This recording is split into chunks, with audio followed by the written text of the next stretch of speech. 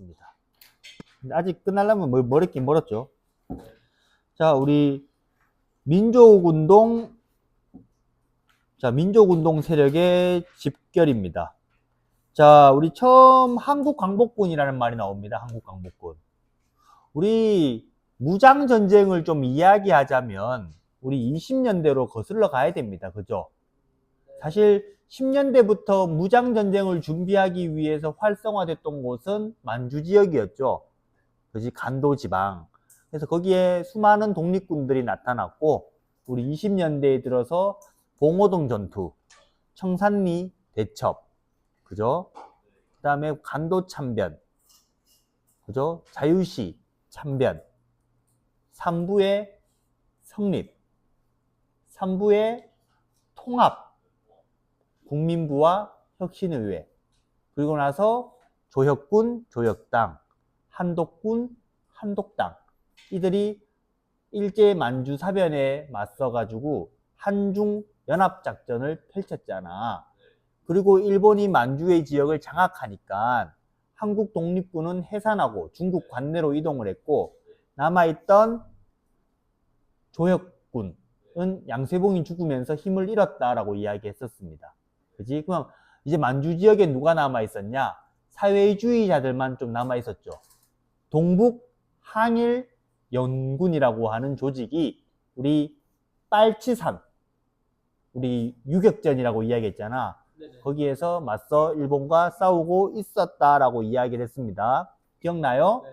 그리고 중국 관내에서는 드디어 준비를 다 끝낸 김원봉이 움직이기 시작했죠. 그래서 1935년 민족혁명당을 만들었고, 사회주의 세력과 민족주의 세력들을 끌어들여서 하나의 통일된 단체를 만들려고 했습니다. 우리 이 시기 준준 코민테르는 35년경에 합치라고 했어요? 떨어져라고 했어요?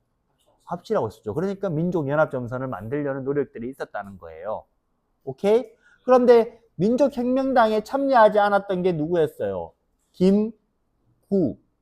김구는 오로지 임시정부 중심으로만 흘러가야 된다라고 했잖아. 그래서 김구는 한국국민당을 만들었었다라고 이야기했죠. 지금 회상하세요. 알겠지? 자, 그런데 민족혁명당에서 갈등이 좀 생겨요. 그죠? 사회주의자들이 조금 주도하는 것 같으니까 민족주의자들이 탈퇴한다라고 이야기했지. 그래서 누구 쪽으로? 김구 쪽으로 간다라고 이야기했습니다. 이 당시에 민족주의 세력들끼리 힘을 모아서 한국 독립운동 단체 연합이라는 걸 만들었고요. 민족주의자들이 빠져나간 민족혁명당에서는 앞에 조선이라는 말을 붙여서 조선민족혁명당이 됐었습니다. 그리고 나서 또다시 뭔가 좀 단체를 좀 다 모아보자라는 의미에서 조선민족 전선연맹이라는 것을 만들었고, 그 하부 조직에 중국 관내에서 최초로 무장단체가 만들어지는데, 우리가 그 단체를 조선의용대라고 이야기를 했었습니다. 여기까지 무장전쟁에 대한 흐름이 나오셔야 됩니다. 알겠지? 자, 기억이 안 나시면 요 부분만 해서라도 쌤이 녹음해 놓은 거 좀 들으세요. 알겠죠? 자연스럽게 외워지게. 자, 그 이유를 이야기합니다. 자, 우리 한국 임시정부가 우리 상해에 있을 때 한인 애국단을 만들어 가지고 폭탄을 던져서 중국 국민당의 지원을 강력하게 받잖아. 근데 문제는 그 이후부터 일본의 공격을 피해서 이리저리 떠나게 됩니다. 그죠? 최종적으로 정착했던 곳이 1940년 어디라고 이야기했습니까? 충칭이라고 이야기했죠. 충칭. 자, 충칭에 정착한 대한민국 임시정부의 여당, 임시정부를 이끌어가는 여당이면 누가 이끌어가는 거예요? 김구가 이끌어가는 거죠. 김구가 지금 임시정부의 대빵이니까 김구가 만든 당은 여당이 되겠죠. 그 여당이 한국독립당입니다. 여기서 질문이 나와야지. 준준. 김구는 한국국민당 아니에요? 근데 여기는 왜 한국독립당이냐? 자, 우리 민족혁명당에 있었던 사람들이 있었잖아. 민족주의자들. 지청천이라든지 조소왕이라든지. 이러한 사람들도 정당이 다 각기 있었단 말이야. 그 정당, 한국국민당, 김구가 이끄는 한국독립당, 지청천이 이끄는 정당, 조소왕이 이끌고 있었던 정당을 다 합쳐가지고 만든 정당이 무슨 당? 한국독립당인 겁니다. 그러니까 한국국민당이 여러 당을 품어가지고 한국독립당이라는 이름으로 만든 거죠. 우리 원래 정당들은 이름이 자꾸 바뀌잖아. 그치? 지금의 국힘이 예전에는 뭐였어요? 자한당이었고, 그 안에는 뭐 새누리당이었고, 그 전에는 한나라당이었고, 막 그랬잖아. 그런 것처럼. 생각하시면 됩니다. 알겠죠? 자, 대한민국 임시정부는 지청천을 총사령관으로 하는 무슨 군대를 만들었어요? 한국광복군을 만듭니다. 그러면 중국 관내에는 한국광복군도 있고, 그 전에 만들어진 무슨 군도 있어요? 무슨 대도 있어요? 조선의용대도 있는 거죠. 두 개의 군대가 있는 거예요. 알겠죠? 자, 한국광복군을 만들고 이때 헌법을 바꿨습니다. 원래 우리 임시정부 헌법 원래 대통령제로 시작을 했다가 2대 대통령 이승만을 탄핵시키고 2대 대통령으로 박은식을 뽑고 나서 이 박은식은 대통령제에서 국무령제로 바꿨잖아. 그죠? 그리고 그 국무령으로 이상용이라는 사람이 임명됐었는데 그 이후부터는 김구가 이끌어 갑니다. 알겠지? 그래서 김구는 뭐 국무위원 중심 집단 지도 체제라고 해서 비상사태 임시정부가 힘드니까 비상적으로 이렇게 이끌어 가다가 1940년 헌법을 다시 바꿉니다. 이제 누구 중심? 주석입니다. 이제 다 임시정부가 어려울 때는 다 함께 힘을 모아서 하려고 하다가 좀 안정되니까 이제 누구 중심으로 가겠다는 겁니까? 주석이 누가 됐을까요? 김구입니다. 오케이? 그래서 주석 중심 지도 체제를 갖추었습니다. 자, 그리고 원래 한국광복군은 총사령부만 있었는데 이제 한국광복군의 숫자도 커져서 총 몇 개? 4개의 지대를 갖춘 무장조직으로 발전합니다.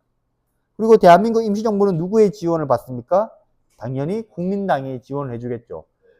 쌤, 그러면 의용대는요? 의용대도 누가 지원해 줍니까? 누가 지원해 줍니까? 국민당이 지원해 줍니다. 쌤, 국민당은 호구예요? 왜 자꾸 얘들을 지원해줘요? 왜 지원할까요?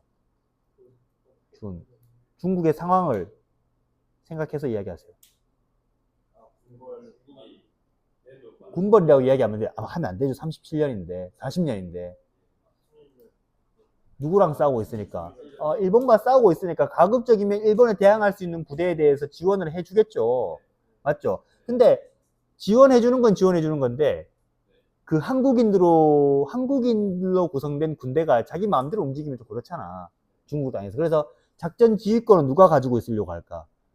중국이 가지고 있으려고 합니다. 그래서 초반기에는 한국 광복군의 지휘를 중국군이 하다가 국민당이 계속 교섭해서 45년 되면은 우리가 독자적으로 지휘권을 되찾습니다. 알겠죠? 지금 흐름대로 이해가 되고 있습니까? 잘하는 놈들.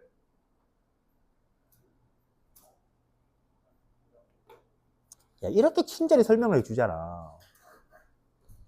자, 그 다음에 요 강복군 선언문 보이죠?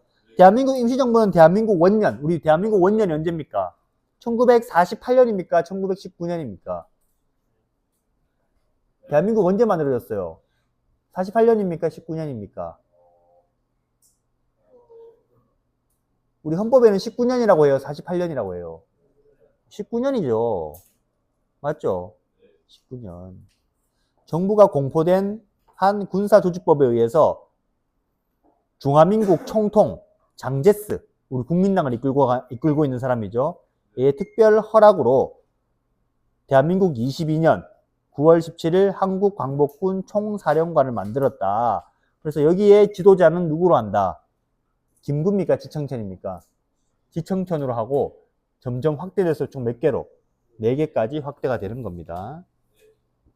자, 조선의용대가 다시 나왔습니다. 자, 조선의용대 또한 누구의 지원을 받았대요? 중국 국민당의 지원을 받았습니다. 그래서 주로 후방 공작 활동이나 일본군에 대한 심리전을 전개했습니다. 자, 그런데 중국 국민당 정부의 통제에 불만을 품습니다. 왜 불만을 품었을까요? 자기 멋대로 해서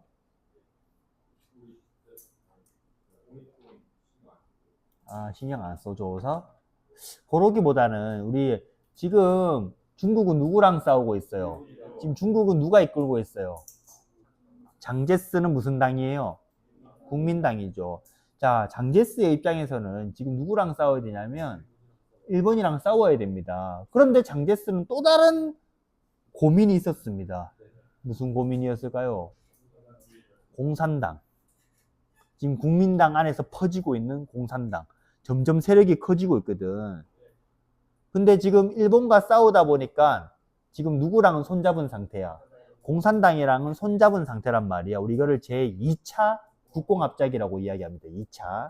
1차는 군벌 없애려고 했던 거고 2차는 일본과 싸우려고. 그런데 장제스는 일본과 전쟁 후가 더 고민인 겁니다. 왜요? 국민당이랑 어떻게 해야 될지, 그 공산당이랑. 그래서 국민당은 전력을 아낍니다. 무슨 말인지 이해돼요? 적극적으로 싸우지 않고요. 최대한 전투력을 보존하려고 합니다. 그런데 누구는 열심히 싸워요? 국민당은 군대의 숫자가 많았을까 적었을까? 많습니다.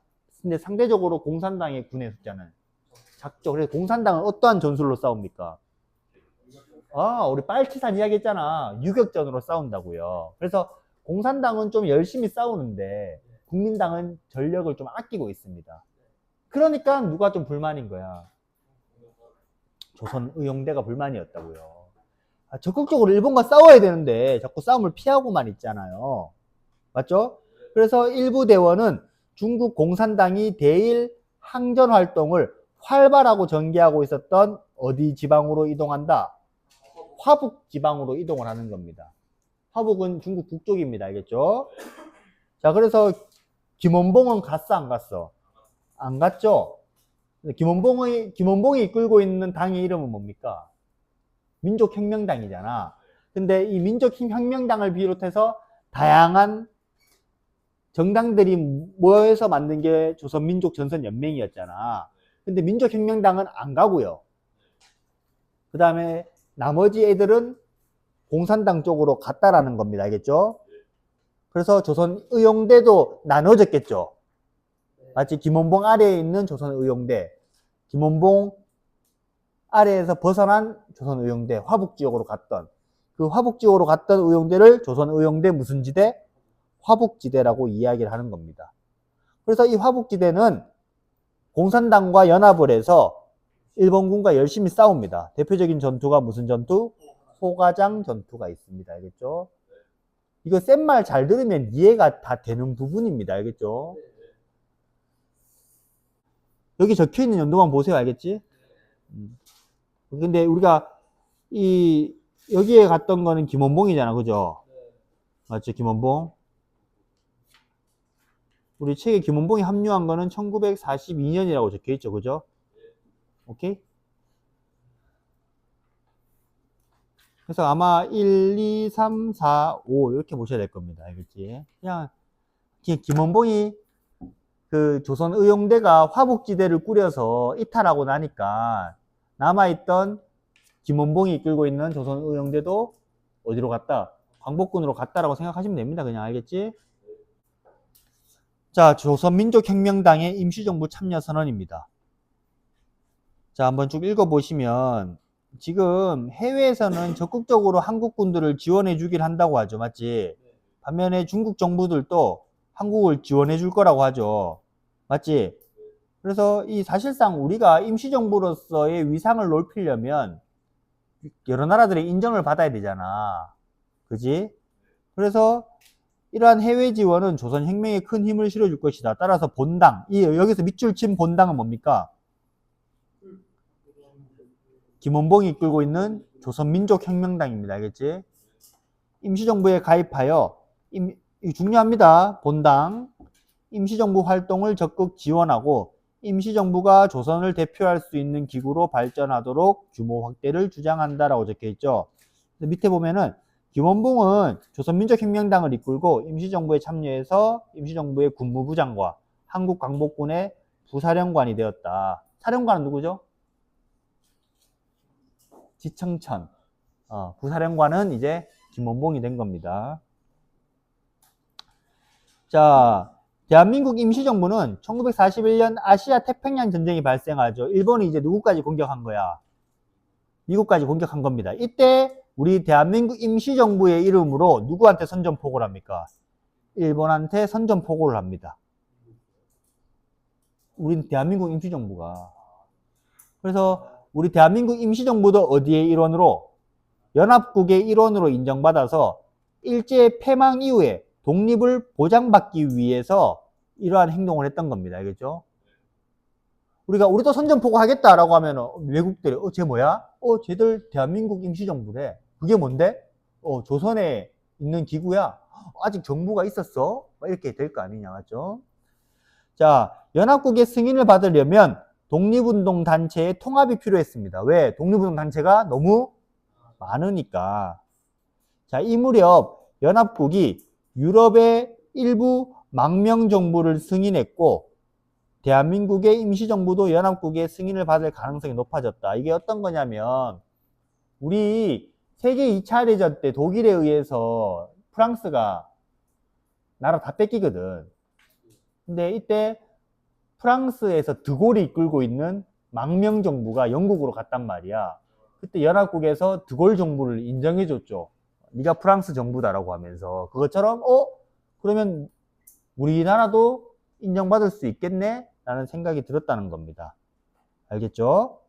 자, 그래서 이러한 상황에서 김원봉은 1942년 조선민족혁명당을 이끌고 대한민국 임시정부에 참여를 했습니다.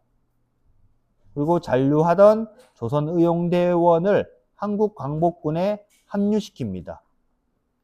자, 이로써 대한민국 임시정부는 본격적으로 좌우 연합정부를 갖춘 모습이 되었습니다. 그리고 헌법을 또 한번 바꾸죠. 이제 주석도 누구 돋습니까? 부주석도 돋답니다. 그래서 주석에는 한국독립당의 김구, 부주석에는 조선민족혁명당의 누가? 김규식이 선출되었습니다. 한편 미주 지역에서도 항일운동의 역량을 결집하기 위해서 좌우단체가 연합해서 재미한족 연합회를 결성하기도 했었습니다. 알겠죠? 흔들어.